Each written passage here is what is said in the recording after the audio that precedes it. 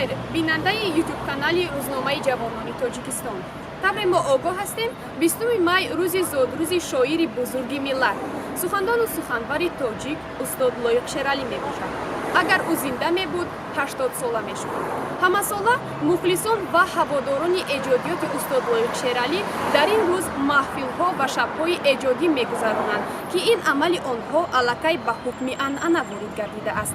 امروز باشد من دیلو دروبشایوا در برنامه یک سوال با ساکنان کسب و کاری گوناگون با سوال لایق شیرالی کیست او را میشناسید مراجعت نموده نظرسنجی ها را به بیننده روزنامه یوتیوب کانال جوانان تاجیکستان پیشنهاد می نمایم. ما را همراه باشید.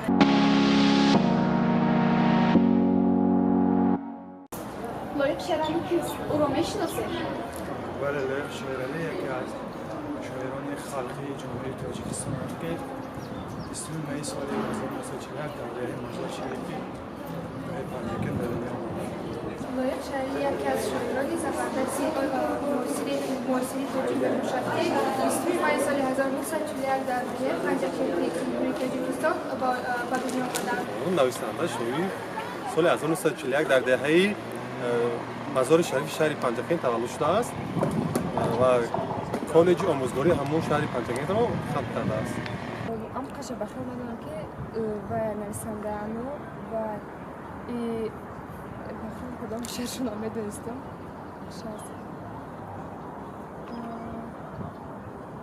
لایق شیرالی یعنی نویسنده یعنی شاعر بود در تاجیکستان و مصرع‌های شعری یعنی زهرباد شیر مادر بر کسی او زبان مادری بود مقدس نوشته است یعنی او گفته است که باید هر شخص زبان مادری خود را کند.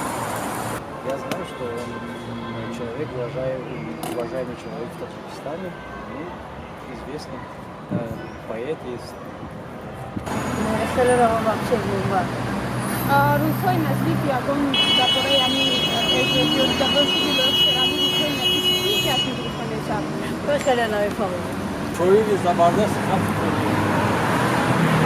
درباره استاد لایق شیرالی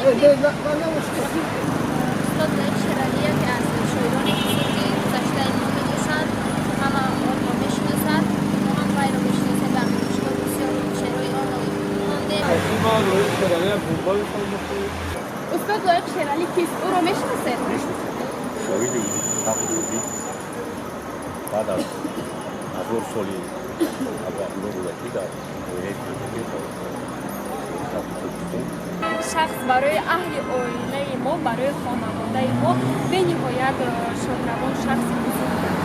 ما هم اطلاعات ایجادیاتشون خوب میدانیم اشعارشون خوب از خوب کردگی هستیم چون که انسانی خوب بودن و شخص همون بودمان با شادروان شناس بودیم اهل آینه ما. استاد لایق شیرالی کیست او را میشناسید؟